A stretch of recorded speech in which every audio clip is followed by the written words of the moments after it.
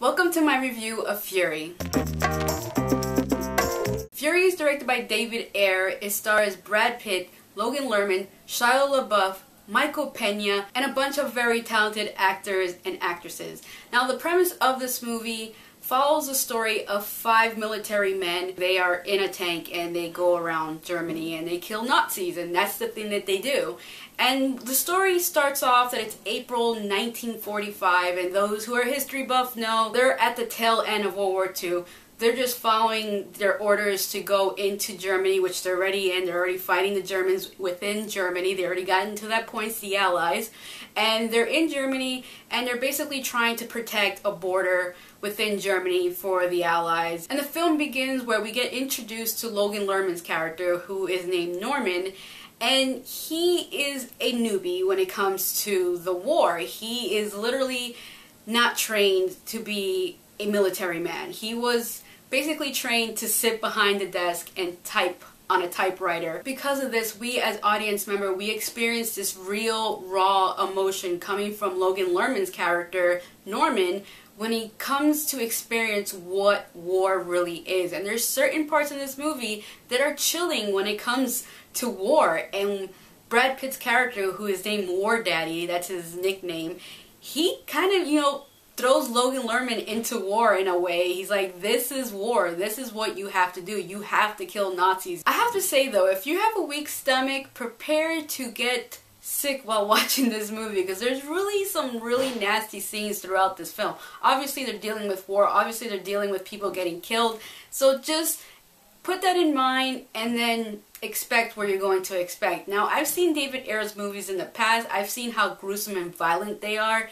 And I have to say, this movie took me off guard with how gruesome and violent it was. I mean, literally like 10 minutes within the movie, I had a bucket of popcorn and I just looked at it and I was like, I don't think I can finish this. I don't think I want this anymore, because it was just this one scene like really early in the movie that was like, that's just gross. I can't do this right now. And that's how I felt while watching a lot of this film. There's a lot of moments in this movie you're like, oh, that happened. And it's really gruesome and very realistic. And I just honestly feel like things like that really truly did happen during World War II. I know they did. This movie is not really based on a true story from my understanding, but there's a lot of elements in the movie that I'm sure are based on very realistic events of just war in general, or World War II in general. I really liked the movie. I really liked the story they told. I really liked the character development they had. They had some really great scenes. There's one particular scene where they're sitting around this dining room table, and I just love the dialogue during that scene between all these characters. It was just a great understanding of where these characters been.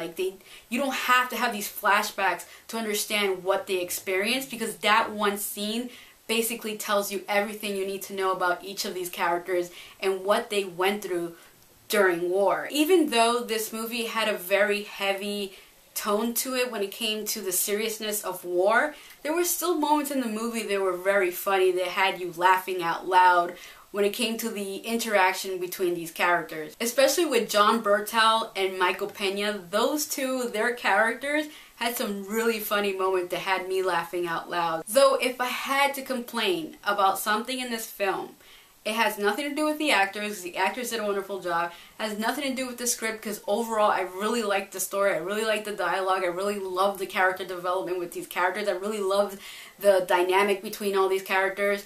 My biggest issue was how dark the picture looked. And this movie takes place in a very, gritty looking place. It's World War II. They're in Germany. A lot of things are just dirty from explosions and gunfire and just smoke, which I understand. But I felt like there was a lot of scenes that were just very dark just to be really dark. And I felt like there were certain scenes that you can brighten that up a little bit. The saturation on that one particular scene can be just risen a little bit more high than what it is. It just felt really dark and very one note when it came to the picture. There were parts of the movie that I really kind of had a hard time seeing things because of how dark the film was.